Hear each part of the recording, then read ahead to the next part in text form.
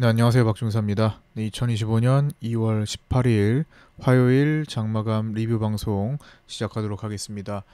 자, 오늘도 지난번에 1월 만기가 1월 만기로 향할 때 기둥을 세웠던 요 상태를 깨지 않고 유지하고 있던 요 반등 추세를 더 살려서 이제 위에서 내려오는 볼벤을 맞이하는 정도로 이 빗각 추세대를 넘어서는 날이었습니다. 변곡 구간에서 지금 테스트를 하고 있는데 돌파가 나오죠. 그래서 변곡 구간은 추가적인 상승을 진행하는데 도 변곡 구간이 될 수 있고 꺾이는 것도 변곡 구간이 될 수 있다라고 말씀을 드렸죠. 어쨌든 지금은 하나씩 한 단계씩 이렇게 넘어가는 과정이 외국인 중심으로 나타나고 있습니다. 외국인이 하단부에서 자신들이 매수 포지션을 장악하지 못하고 대체적으로 금융투자에게 매수 포지션을 내준 모습이었는데 따라서 금융투자는 선물에서 지금까지 반등에 큰 수익이 나 있고요. 외국인은 손실을 극복해야 되는 과정으로 현재 스위칭이 되어 있는 상태입니다. 매도였다가 매수로 바뀐 거죠. 그 과정에서 지금 반등이 이어지고 있고 예전과 좀 다른 점은요. 과거에 진짜 최저점, 시장의 최저점, 그 시기에 시대의 최저점을 찍었던 자리들 10년 내 세 차례 있었잖아요. 대표적으로 2015년 8월 24일, 요것도 올해만 지나면 10년 내에 들어가지도 않네요.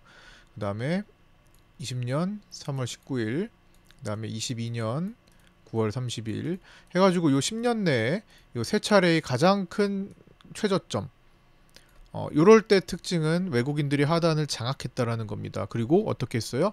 개인들에게 최저점에서 손실, 패닉 손실, 그렇죠? 막 아비 규환에 빠지고 막 신용 반대매매 나가고 막 이렇게 터트려야 공포감을 극대화시키면서 그 물량을 장악했었죠. 지금은 근데 이제 그런 모습이 나타나지 않았던 거고, 즉 요럴 때는요, 진짜 그 당시에 저점을 찍었을 때는 만들어 놓고 갈아 놓고 갈려 놓고 그렇죠? 만들어 놓고 출발을 시켰습니다. 근데 지금은 어떻게 되고 있어요? 일단 출발시켜 놓고 가면서 만들고 있죠. 꼬인 매듭이 있어요. 매듭이 있으면 기존의 요런 구간들은 매듭을 다 풀고 나서 갑니다. 근데 지금은 가면서 걸어가면서 매듭을 풀고 있어요. 좀 더 불안정하게 풀 수 있겠죠. 그래서 지금 아직도 뭔가 예탁금 규모도 작고, 물론 예탁금이 모든 걸 말해주는 것은 아닙니다. 앞으로 들어오면 되는 거기 때문에. 근데 아직까지는 그런 커다란 반응이 나오지는 않고 있기 때문에 현재 종목 섹터가 돌아다니면서 이쪽 팔고 저쪽 사고 하는 방식으로, 그 다음에 좀 한쪽으로 몰려서 움직이는, 가는 거는 엄청 가고 안 가는 거는 또 한없이 안 가는, 뭐 이런 형태의 제한적 장세가 나타나고 있습니다. 그럼에도 반등 구간이 나타나는 것은 뭐 돌파가 하나씩 하나씩 나오고 있기 때문에, 그리고 외국인들이 손실을 극복하는 과정에서 추가 상승을 지금 고려할 수밖에 없는 상황이죠. 외국인들은 또 어설프게 여기서 또 꺾이면은 이도저도 못하는 거잖아요. 반대죠, 완전히. 매도했다가 상승하는데 괜히 매수로 붙었다 또 꺾이면은 그냥 가만히 있으면 됐지. 그죠? 그렇게 되는 경우가 더 외국인 입장에서 꼬이는 거기 때문에 스위칭을 했다면은 그 방향으로 결대로 조금 더 진행을 시키려고 노력은 할 겁니다. 그래서 지난번에도 우리가 23년 그 공매도 긴급 금지 조치 때 외국인들은 일단 스위칭을 했으면 조금 더 진행을 시켰었죠. 여기죠. 자신들이 매도 포지션을 갖고 있다가 긴급 공매도 금지 조치 때문에 여기서 스위칭을 했으니까 스위칭을 하고 이 구간, 마치 이때도 흡사하네요. 그렇죠? 스위칭을 만들고 외국인들은 그 스위칭 방향으로 결대로 조금 더 진행이 되면서 수익 구간으로 만들었죠. 그러고 나서 매도를 다시 늘리게 됐죠. 매도를 다시 또 몇 조 원 쌓아가고 있는데 다시 밸류업으로 급등이 나오자 여기서 또 스위칭을 만들었죠. 스위칭을 만들고 또 올라가죠. 스위칭을 했다면은 보통 결대로 더 가서 극복을 해주고, 최소한 500억 손실이었다면은 최소한 이거의 절반 이상이라도 만회를 하거나 이 500억이라도 덮어내는 그런 행동을 보일 가능성이 높다라는 겁니다. 물론 항상 그럴 수 있는 건 환경이 돼야 돼요.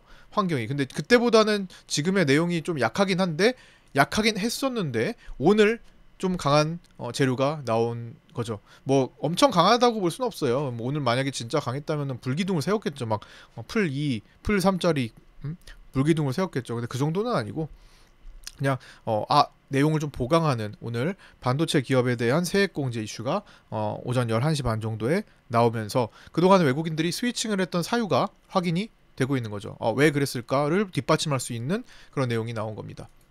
그래서 오늘은 추가 상승을 완만하게 더 진행을 시켰고요. 개인들은 위클리 옵션과 월물 옵션에서 시장의 상황과는 반대로 그냥 풋옵션만 사들이면서 외국인과 외국인 입장에서는 그 풋옵션 자체를 프리를 깎아서 먹을 수 있는 그런 기회가 또 잡힌 겁니다. 그러면서 월물에서 풋매도를 32억이나 진행을 했죠.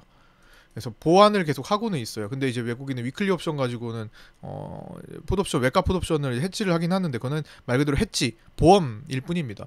보험에 가입했다고 해서 반드시 그 일이 일어나지도 않을 거고 그 일이 일어나도록 노력하지도 않죠. 그냥 보험은 보험일 뿐이죠.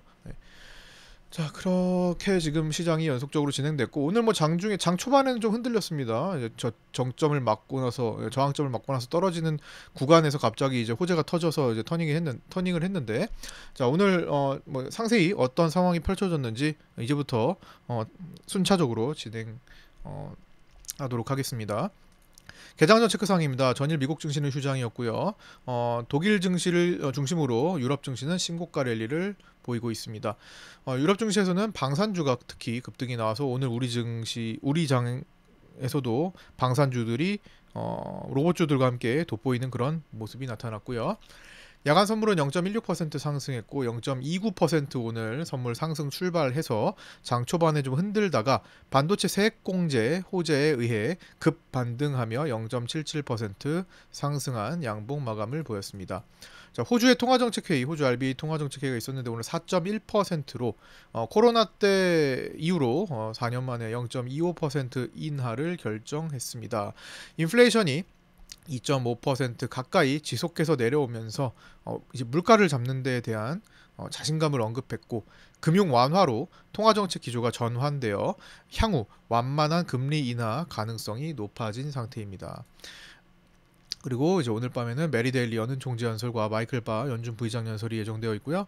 2월 미국 엠파이어 스테이트 제조업 지수의 발표도 예정되어 있습니다. 엠파이어 스테이트 제조업 지수는 뉴욕에 있는 뉴욕 제조업 지수라고도 하는데 뉴욕에 있는 약 200개의 제조기업에 대한 경기를 평가합니다. 방산주 강세가 있었죠. 유럽 증시 평균 4%대 상승 효과와 K방산 세계시장 진출 지속화 소식에 한화 에어로스페이스, LIG 넥스원, 풍산, 한화 시스템, 한화, 현대로템, 한국항공우주, 세트레가이, 코치테크놀로지 등이 계속 오늘 강세를 좀 보였습니다. 주요 에너지원 오늘 시장의 주요 에너지원은 두 군데로 나눠서 볼 수 있겠어요. 처음에도 삼성전자 일단 여기다가 이제 삼성전자를 또 추가를 하긴 해야 됩니다. 자, 이거는 이제 보충 사항으로 삼성전자를 좀 봐야 됐어요. 삼성전자가 장 초반에는 엑스레이상 어떻게 됐습니까? 약세였습니다. 약세라기보다는 이제 머물러 있게 약간 둔화되었죠. 엑스레이 상태가 둔화되었고 그 다음에 11시 반 이후로 강세로 바뀌어 갔습니다. 변화가 있었죠. 그래서 삼성전자는 오늘 처음에 자사주에 대한 추가 매입 공시가 떴음에도 불구하고 선물은 57,000원에서 떠서 시작했는데 선물이 밀렸죠. 그래서 생각보다 힘을 못 쓰는 상태로 이어지다가 갑자기 반도체 세액 공제 소식이 들리면서 강한 돌파가 거래를 동반하면서 나왔죠. 기준 양봉이 되었던 거죠. 자, 그리고 주요 에너지원을 그래서 삼성전자를 이제 여기다 놓고 두 가지는 외국인 선물과 프로그램 비차익이 대결 구도에 아침에는 있었던 겁니다. 9시 초반에는 서로 역방향이었어요. 자, 선물 보시면 외국인들의 선물은 매수였지만 자, 여기 보시면 약간의 매수로 진행됐지만 프로그램 비차익은 매도로 진행이 되었죠. 그래서 서로 간에 이제 에너지가 상쇄되는 그런 방향이었고 그렇기 때문에 한쪽으로 크게 가는 게 아니라 제한적인 형태의 장이었습니다. 그래서 저항대가 저항답게 역할을 했고, 그 다음에 지지들도 지지답게 단계적으로 역할을 해줬습니다. 순서대로요. 그러나 그래서 시장 출렁임만 좀 있었던 거죠. 그러나 11시 반 이후 프로그램 비차익 수급 추세가 돌파되며 역전한 거죠. 자, 여기 프로그램 추세가 돌파되면서 역전이 된 거죠. 그때 외국인들의 선물도 매수, 프로그램도 환매수. 같은 방향이죠? 같은 방향이니까 올라갈 수 있겠죠? 저항점 돌파하고 이제 제한적인 구간을 조금 더 확장시킬 수가 있겠죠. 근데 거기에 거래 터지면서 어떤 사유가 발생했죠? 반도체 세액공제 이슈 강하게 재료가 동반되면서 올라갔던 거고, 이거를 판단할 때는 이제 이 기준봉으로 생각해서 이거를 이탈하기 전 혹은 이 중간값을 이탈하기 전까지는 위에서 놀겠구나, 눌림 공략하면 좋겠구나라는 관점으로도 볼 수 있는 겁니다. 여기서 생긴 저항점은 이제 다시 효력을 잃을 수가 있다라는 거죠. 재료가 터졌기 때문에 기존에 저항 역할을 했던 자리는 이제 저항 역할을 할 수 없을 수도 있는 거죠. 물론 멈칫거릴 수는 있겠지만 아침에 비해서는 분명히 화력이 그 저항 역할을 하지 못할 것이라는 것도 생각을 했어야 한다라는 겁니다. 이게 많은 투자자분들이, 많은 트레이더분들이 저항이다, 지지다 하면은 언제나 그거를 그냥 역할을 다 하고 뒤집어질 줄 알고 그냥 아무 때나 다 적용을 하는 경우가 많습니다. 예를 들어 제가 오늘 파생반에 제시해드린 저항대는 여기였습니다. 그러면 자, 수급이 제한적인, 상쇄 처리에서 에너지가 제한적인 구간에선 당연히 통할 가능성이 높겠죠. 그럴 때는 커트 잡고 해볼 수가 있습니다. 물론 그러지 않을 때도 커트 잡고 할 수 있는 건데 상황은 조금 다르게 볼 수도 있어야 된다라는 거죠. 좀 긴장해서 이 상황이 뭐지? 하면서 좀 긴장해서 볼 필요도 있다라는 거죠. 그래도 해야 된다면 커트를 더 필수적으로 반드시 잡고 돌파에 대한 생각도 염두에 두면서 해야겠죠. 상황이 달라졌으니까. 매수세가 연속으로 들어오는 거니까. 그래서 오늘 네이버 카페에 올려주신, 매매일지를 올려주신 또 KMN님의 글을 또 보면서 이제 공부를 해볼까 하는데요. KMN님께서 매매를 이렇게 또 오늘 1시 25분에 매매일지를 또 올려주셨습니다. 보시면 14번에 걸친 매매를 오늘 진행하셨는데, 자, 1번과 2번에서는 분명히 제가 제시해드렸던 그 저항 라인을 이용을 하셨어요. 자, 보시면, 자, 이걸로 볼게요. 여기 이제 14개 카페 가서 직접 보시면 됩니다. 네이버 카페 다들 가입하셔가지고 들어오셔서 한번 꼼꼼히 잘 하시는 분들은 어떤 매매를 하시는가 매일마다 일지가 올라오니까 그런 것들을 함께 공부하면서 좀 발전적인 방향으로 다들 성장했으면 좋겠습니다. 네이버 카페는 검색해서 나오지 않으니까 유튜브 댓글에 있는 내용을 보시고 신청하셔서 초대받고 입장하시면 됩니다. 텔레그램도 마찬가지로 그렇게 입장하시면 됩니다. 자, 그래서 14가지로 보고 밑에 보니까 이 차트로 볼게요.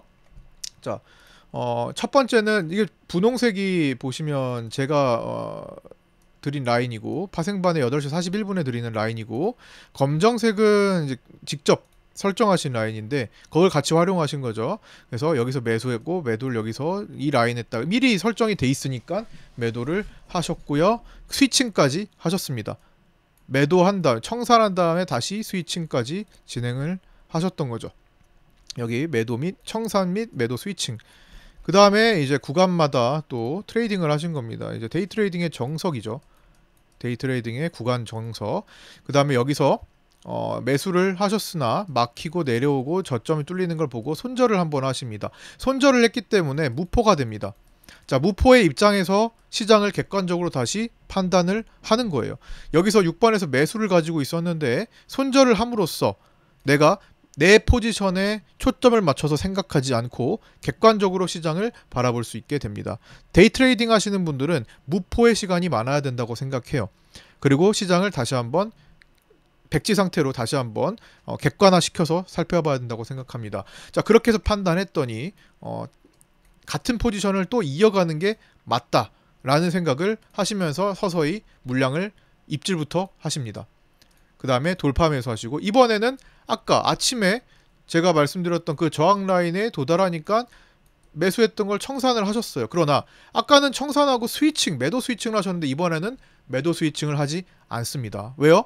분위기가 다르고 내용이 붙었고 수급도 달라졌기 때문이죠. 에너지가 바뀌었기 때문이죠. 이때 서로 상쇄되던 에너지가 아니라 지금은 돌아서서 프로그램도 매수하고 선물도 매수하는 형태로 바뀌었기 때문에 저항 역할을 못할 가능성이 분명히 높아진 겁니다. 그래서 일단은 그래도 저항은 저항이니까 일단은 청산부터 하고 보자. 무포로 또 만들어 놓고 보자. 스위칭 하지 말자라는 선택을 하신 겁니다. 너무 정석적인 선택이죠. 그래서 뭐 돌파까지는 지켜보자 하다가 이제 돌파는 놓치신 거고, 돌파가 힘있게 나온 것은 아니기 때문에 넘어갈 수 있어요. 그 다음에 판단을 하는 거죠.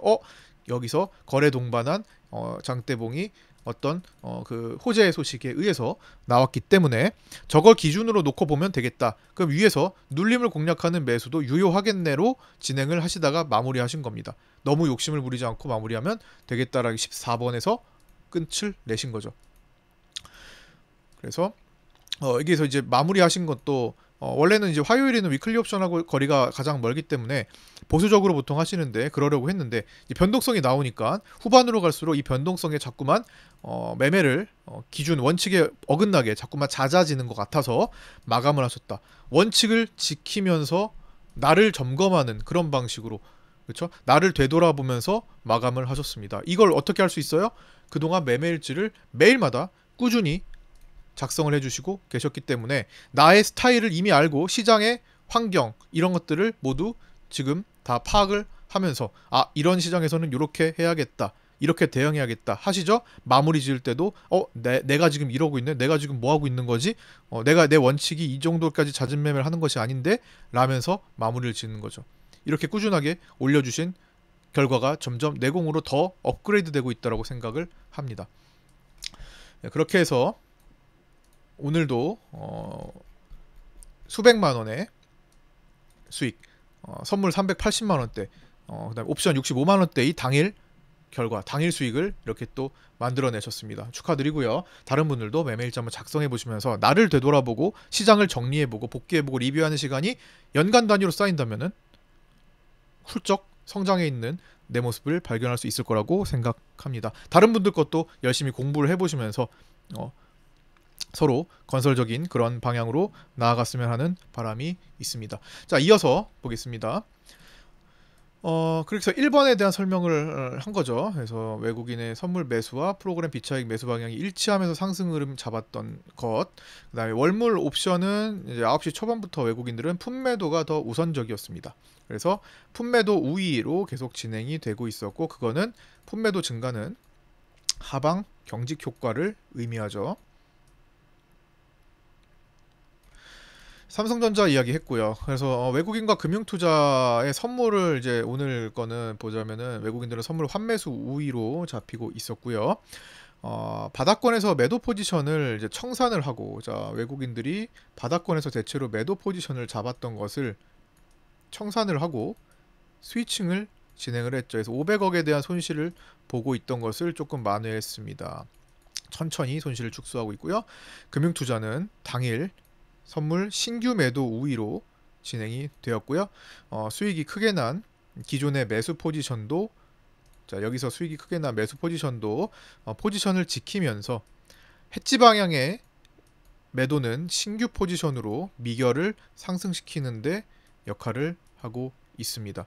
금융투자 입장에서는 양쪽을 다 공략할 수 있는 방법을 취하고 있는 거죠. 어차피 3월물 만기 17거래일, 16거래일 남아 있으니까요. 뭐 여차하면은 6월물로 롤오버를 해도 되는 거고요. 차트 체크 내용입니다. 좀 전에 말씀드렸던 내용인 거니까 간단히만 짚고, 1차 저항 제가 파생반 정규 정회원 방에 항상 8시 41분경에 개장 전에 중요 자리라고 판단되는 매물 분석과 옵션 가격 분석을 통해서 중요 자리라고 판단되는 자리들을 짚어드리는데, 그 중에 오늘 유효했던 것은 1차 저항인 345.4에서 345.8이었습니다. 보통 뭔가 여기다라고 옵션 가격이 정확하거나 매물대가 좀 어설프지 애매하지 않는다면은 한 가지 숫자로 잡아드리긴 하는데, 그날 아침 8시 40분에 예상 체결이나 이런 것들이 모호하게 흘러간다면 약간 이렇게 0.2나 0.4 정도 범위 내에서 조금 구간을 제공해드리고 있습니다. 그래서 오늘 그 자리에서 찍고 터닝이 한번 나왔던 거죠. 요 사이에 있죠. 345.5가. 그래서 아침 고가 345.5에서 막히고 11시 30분 이후 반도체 관련 호재에 의해서 돌파되는 모습이었습니다. 총평 및 종가 체크를 여러 단계로 한번 쭉 풀어보도록 하겠습니다. 오늘 시장에 대해서, 그리고 이 환경에 대해서 어떻게 또 풀어가면 좋을지에 대해서 쭉 한번 정리한 겁니다.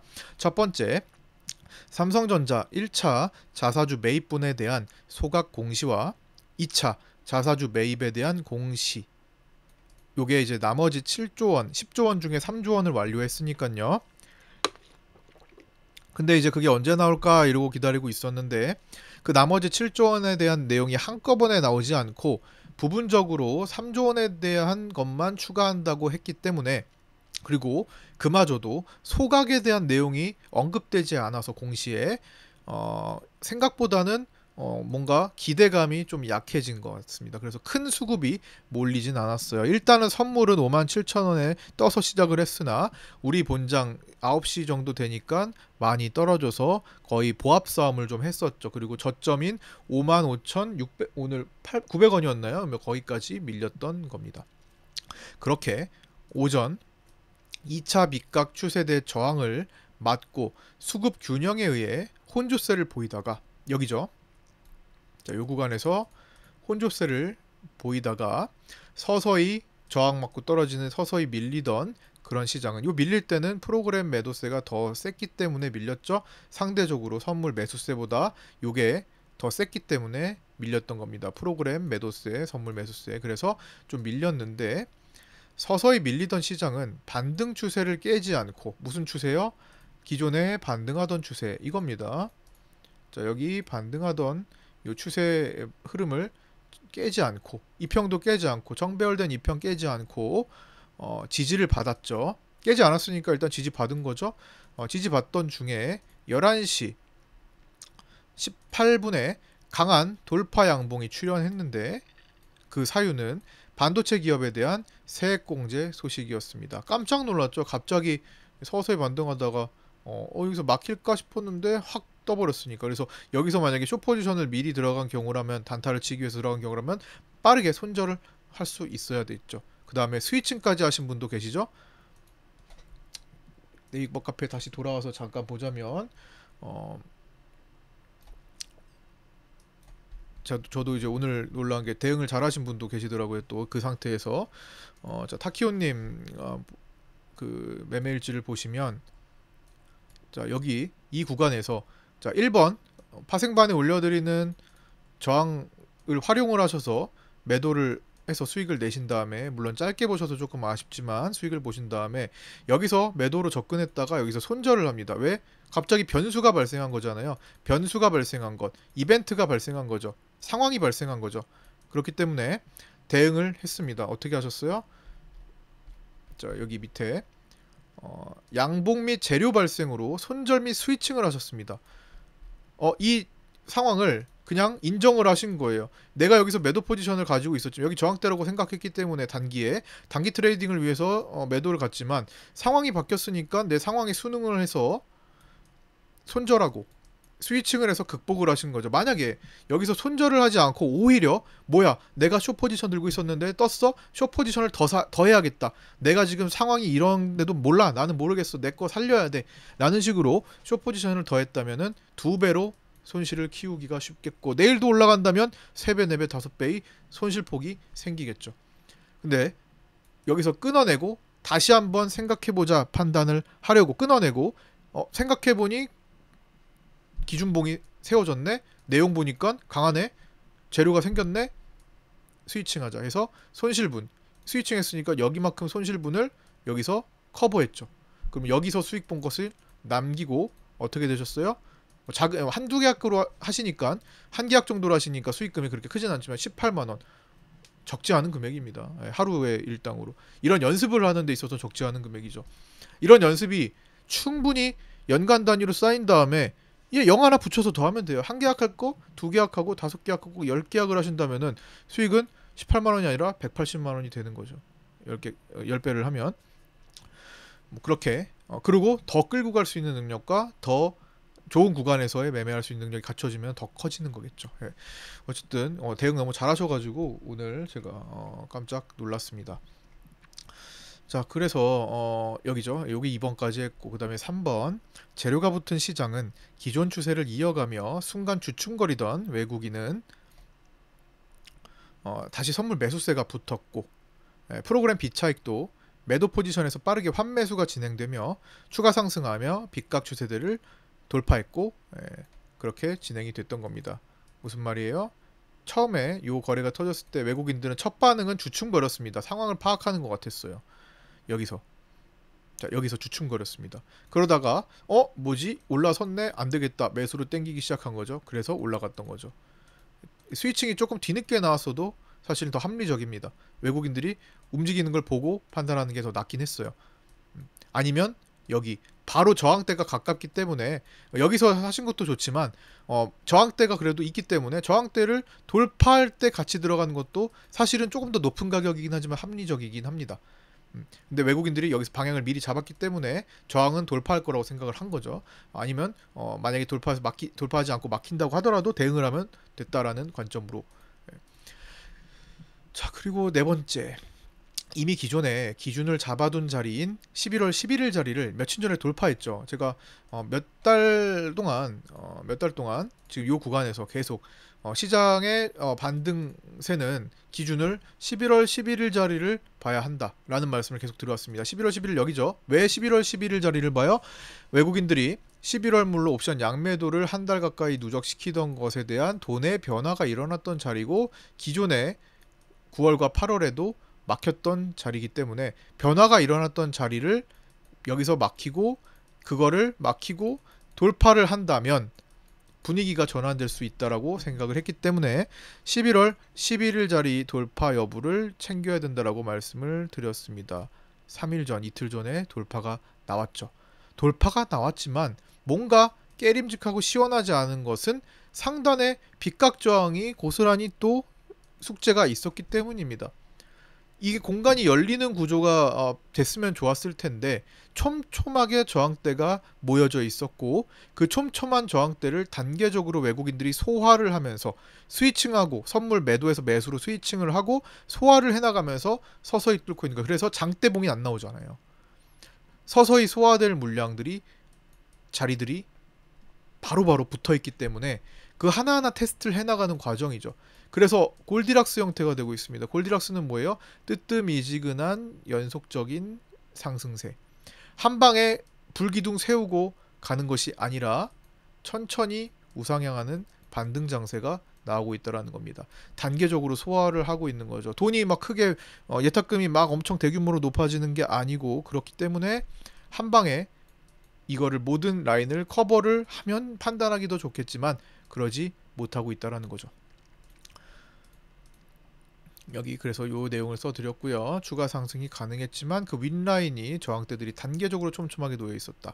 그러나 외국인은 해지 포지션을 위클리 옵션 등으로 구축하며 기존 매도 포지션을 매수 포지션으로 스위칭해뒀고 그러면서 한 단계씩 저항을 서서히 돌파하면서 선물 500억대의 손실을 천천히 만회하고 있는 겁니다.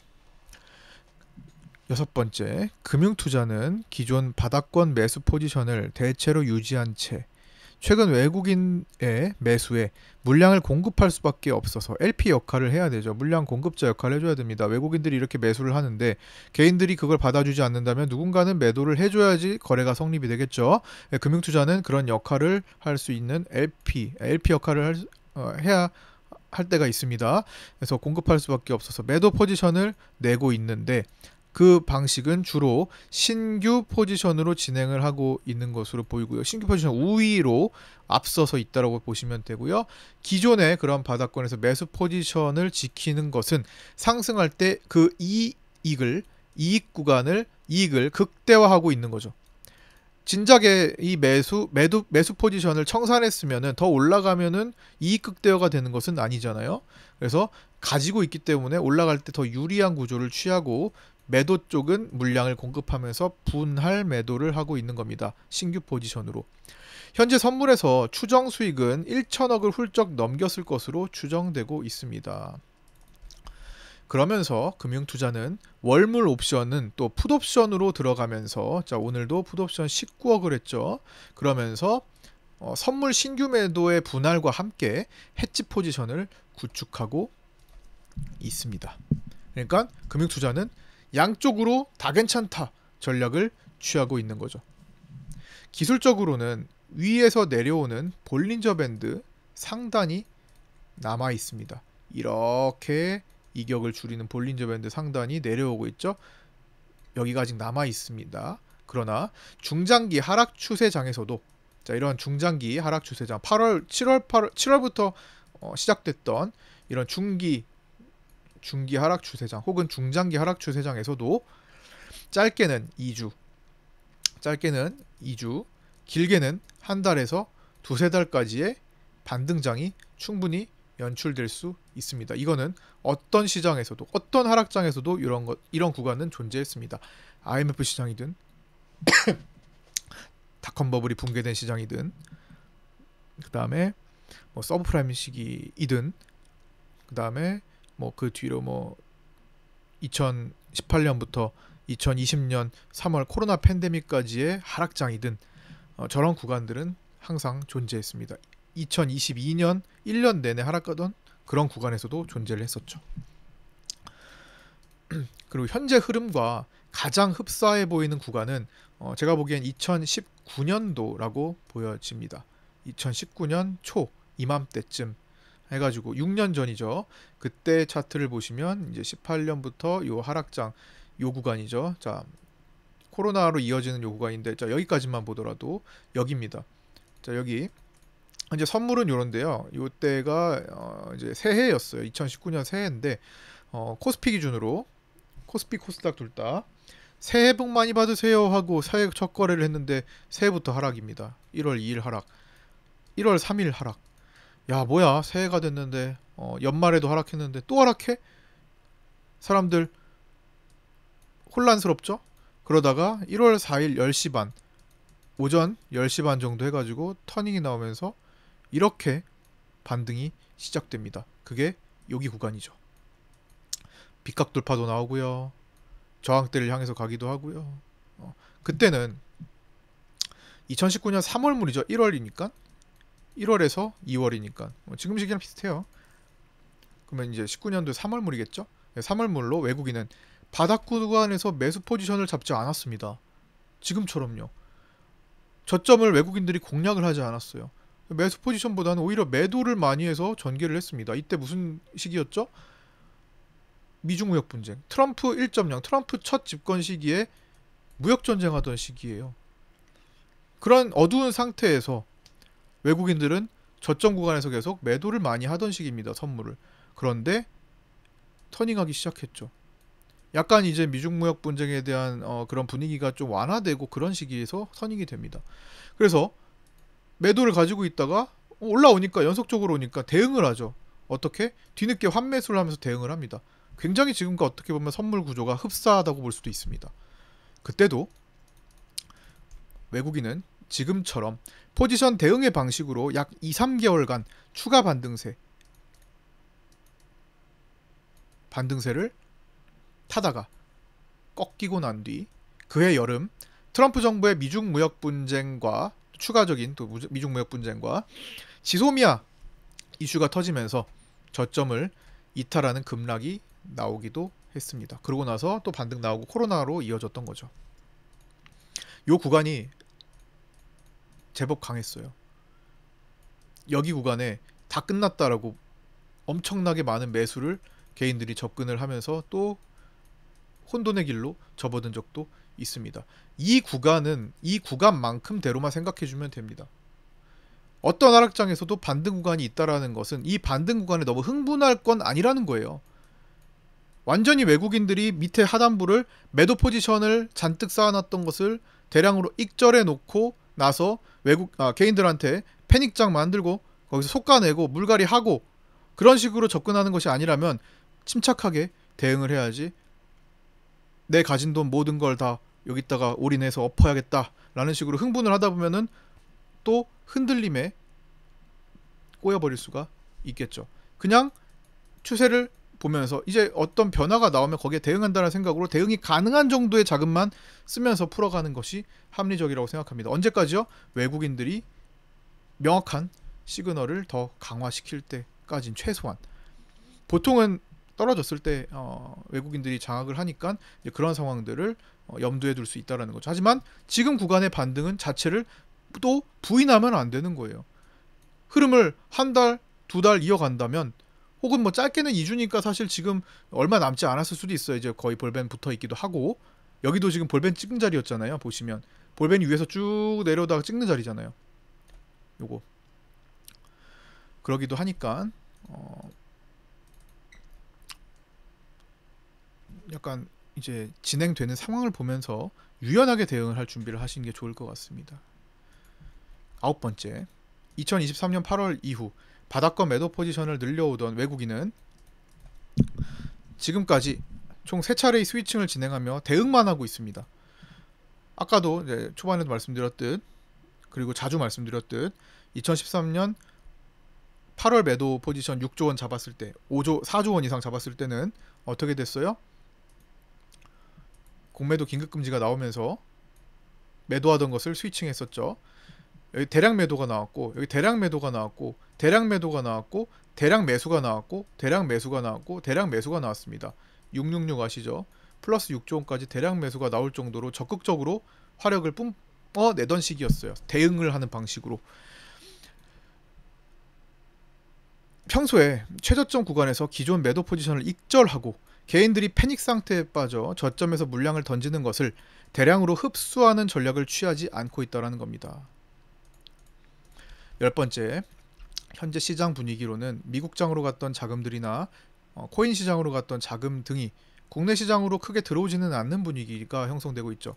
이런 상태가 지속된다면 상승 랠리는 한계에 직면하게 될 수 있는데, 그렇다고 해서 꺾이는 시그널이 나타나지도 않았는데 선제적으로 포지션을 먼저 쥐고 헤매거나 끌려다닐 필요는 없습니다. 분명히 수급적으로 변화가 나타날 겁니다. 아니면 뭐 어떤 트럼프 변수가 생기다든가 어떤 이슈가 생길 거예요. 오늘도 상승 쪽으로 이슈가 생겼던 것처럼. 그래서 그 흐름만 탄다라는 생각으로 가시면 될 것 같습니다. 대응을 염두에 두고. 그래서 추세를 인정하되 변수에는 대비한다는 생각이 적절하며, 그러면 어떻게 해야 돼요? 기준을 잡으면 돼요. 내가 이걸 이탈하면 대응하겠다. 그러기 전까지는 추세를 인정하면서 가겠다. 매수를 가지고 가겠다. 하지만 내가 이걸 이탈하고 수급이 이렇게 변하면 과감하게 일단 자르고 보겠다. 이런 생각으로 가야지, 그냥 무턱대고 그냥 무작정 올인하겠다 라는 생각으로 간다면 갑자기 흔드는 것에 대해서도 흔들다가 다시 올라올 수도 있는 거거든요. 그럴 때 여기서 꼬이게 되죠. 차라리 분할을 하겠다라는 마음도 괜찮은 것 같아요. 아까 2019년을 보시면 여기서 이렇게 한번 흔들리는 구간이 나오기도 합니다. 이때처럼 무조건 되라는 게 아니라 예시를 드는 거예요. 이제 가장 수급적으로 흡사했기 때문에 스위칭을 하던 외국인들이 이렇게 한번 접었어요. 그러면은 여기서 올인을 했으면은 멘탈이 흔들립니다. 또 꼬이는 거예요. 그냥 유연하게 내가 어느 정도 투입을 시켜서 커트 잡고 한다. 그런데 뭐 분할도 생각을 하고, 이거 피보나치 잡아도 되는 거고요. 내가 피보나치 저 정도 구간에서 고가 찍고 떨어질 때 어느 정도 구간에서 지금 50%인데 뭐 382, 618, 59간 나눠가지고 분할을 하겠다라는 관점이거나, 아니면 커트하고 다시 보겠다라는 관점 등을 적용시켜가지고 보신다면은 충분히 또 수익을 만들 수가 있는데, 그냥 흥분해가지고 따라 들어가서 또 꼬이면 이 작은 부분에 견디질 못해요. 견딜 수 있는 구간에서도 못 견디게 되는 거죠. 아쉽게도. 그렇죠. 그리고 외국인이 외국인이 선물 500억대 손실 금액 이거 나온 것을 어떻게 앞으로 커버해 나가는지를 잘 추적하면서 변화 포인트를 잡아야 할 것이고, 제가 이 추적 내용 계속 리뷰 영상에서 업데이트를 해드릴 거고요. 라이브 실시간 방송에서도 계속 필요하다면 계속 업데이트를 해드릴 겁니다. 정예원파 생반 당연히 우선이죠. 예, 거기다 더 많은 디테일한 관점과 디테일한 시장에 필요한 내용들을 계속 장중에 정말 많이 언급을 드릴 겁니다. 12번째, 현재 3월물 선물 옵션 합성 포지션의 경우 최근 외국인의 스위칭이 천천히 소폭 진행된 상태로, 그렇기 때문에 누적 상태가 크게 되지 않아요. 그래서 다시 뒤집어질 수도 있지만 현재 기준으로는 이런 식으로 외국인은 최근 선물 매도에서 매수로 스위칭한 영향에 상방 포지션을 구축하고 있죠. 그렇게 세진 않지만요. 누적량이 크지 않아서. 개인은 반대로 하방, 독박을 쓰고 있습니다. 주로 풋옵션에서요. 그리고 금융투자는 기존의 밑에서 사둔 선물 매수 포지션이 우세한 상태로 상방 포지션을 구축을 하고 있죠. 해지로 풋옵션이 있다고 하더라도 매수 상방이 더 강한 겁니다. 그래서 합성, 3월은 선물 옵션 동시 만기이기 때문에 합성을 한다면은 어떻게 돼요? 개인만 현재 작은 독박을 쓰고 있는 겁니다. 풋옵션만 현재 계속 공략을 하고 있는 개인들은 현재 굉장히 힘들어하고 있는 그런 상황이 되는 거죠. 시장의 순방향을 대응하지 않고 있기 때문이죠. 정말 많은 개인들이 지금 이 풋옵션을 어떻게든 해결하려고 계속 물을 타고 있는데, 그 옵션을 물을 타는 방식은 너무 안 좋은 방식이죠. 항상 끝이 결로가 깡통이 되는 방식이에요. 0이 될 수밖에 없는 방식입니다. 그래서 옵션을, 특히나 다른 것들도 마찬가지긴 하지만 유난히 옵션은 절대로 지금의 개인들이 하는 풋옵션 계속 태우는 그 방식은 적용하시면 안 됩니다. 만기도 있는데, 롤오버도 안 되는데 그렇게 대응하시면 안 되겠죠. 그래서 현재로서는 작게나마 외국인과 금융투자가 상방 배팅, 개인은 오늘도 역시나 풋옵션에 집중하면서 토탈 하방 배팅을 구축하고 있으며 풋옵션 손실이 발생하고 있습니다. 그러나 개인들의 특징은 시장이 올라가면 값이 싸지는 풋옵션을 잡고 내려오면 값이 싸지는 콜옵션을 잡기 때문에 3월물 초반인 지금으로서는 포지션을 고정시켜 두기보다는 현재의 흐름을 판단하는 정도로만 생각하는 것이 좋을 것 같습니다. 다시 시장이 하루 1%짜리 조정이 나온다고 한다면 개인들은 또 콜로 갈 확률이 높은 겁니다. 풋옵션을 줄이고. 13번째, 시장 베이시스는 마이너스 1.44로 17일 연속 백어데이션 마감에 올해 들어 26번째 백어데이션 마감을 기록 중입니다. 연속 백어데이션이 100% 하락장을 가져오지는 않지만 선물이 상대적 저평가가 될 정도로 눌리고 있다는 증거로서 콘텐고 시장으로 자연스럽고 완만한 전환이 일어나기 전까지는 시장의 돌변에 주의해야 하는 시기는 이어지고 있는 겁니다. 다만 과거에도 25번에서 최대 130번의 연속 백어데이션 랠리를 끝내고 콘텐고로 돌아선 적이 몇 차례 있었죠. 그렇지만 당시에 백어데이션이 진행되는 동안 시장은 하락하지 않고, 더 이상 하락하지 않고, 오히려 콘텐고로 전환되기 직전 구간에서는 반등장이 이미 제법 시작되었기도 합니다. 특히 IMF 때와 2020년 3월 팬데믹장, 코로나 팬데믹장 이후의 상황들이 그러했던 거죠. 제가 이거는 몇 차례 이전에 리뷰 영상에서 또 언급을 많이 드렸었기 때문에, 설명을 드렸었기 때문에 오늘은 좀 시간이 길어지고 있어서 이걸 차트를 따로 또 점검을 하지는 않겠습니다. 지난 영상에 백어데이션 제목 붙어있는 것, 백어데이션의 역사와 그 의미인가? 그런 제목이 붙어있는 영상을 보시기 바랍니다. 며칠이나 1, 2주 전 영상이에요. 삼성전자는 오늘 현물 56,900원, 선물 57,000원 마감했고요. 외국인은 236만 주 매수했고 JP모건 서울 중심으로 매수가 나왔습니다. 내일부터 2차 자사주 매입이 시작되고요. 5월 16일까지 추가 3조 원에 대해서 이제 매입을 합니다. 55,700원 지지를 받았죠. 오늘 저가는 55,900원이었으니까 그 부근 주요 매물대 체크를 해야 된다라는 거. 59,000, 6만 밑으로 이제 매물대들이에요. 자, 이렇게 여기는 이제 지나왔죠. 54,000원과 53,000원 지나왔죠. 물론 자사주를 매입하는 시간 동안에 다시 저 구간을 건드릴 수는 있습니다. 단계적으로 더 싸게 자사주를 매입하려는 또 모습도 만들어질 수 있기 때문에 일단은 요 두 구간에서 어떻게 풀어가는지를 먼저 체크를 해야 되겠죠. 매물 저항 다음은 59,000원. 그 다음은 이제 6만원대로 넘어가서 또다시 업데이트를 해드릴 겁니다. 자, 외국인 수급은 이제 선물 환매수 우위로 4,226억 매수가 나왔고요. 토탈 1조 원에 좀 못 미치는 정도로 스위칭이 되면서 선물 손실금이 소폭 축소되었습니다. 옵션은 오늘 32억의 풋옵션 매도로 하방 경직 효과를 강화시키면서 천천히 서서히 단계적으로 올라왔죠. 프로그램 비차익은 3,439억 대량 매수가 나왔고요. 작년 고점을 찍고 터닝했던 2024년 7월 12일부터의 매도 누적은 12조 2,016억이 되고 있습니다. 환율은 외국인 매수가 3,603억이 나오면서 정규장 1,441.8원으로 강보합선 마감을 했고요. 단기성 거래만 나오면서 박스 구간을 계속 반복하는 그런 구간입니다. 제가 여기서는 환율이 이제 단기적으로 고점이 찍었다라고 수급을 보면서 말씀을 드렸고, 그 다음부터는 이제 1,440과 1,410원 라인을 깨지 않는다면은 계속 왔다 갔다 단기적인 거래만 나오고 있다. 그래서 우리나라 이제 고환율 시기를 잘 맞췄던 노무라 증권에서는 한 3분기 정도가 되면은 우리나라의 환율은 1,500선에 도달할 수 있다. 1,500대에 도달할 수 있다라는 관점을 제시한 바가 있죠. 변동성 지수는 오늘 1% 하락한 17.88로 음봉 마감했습니다.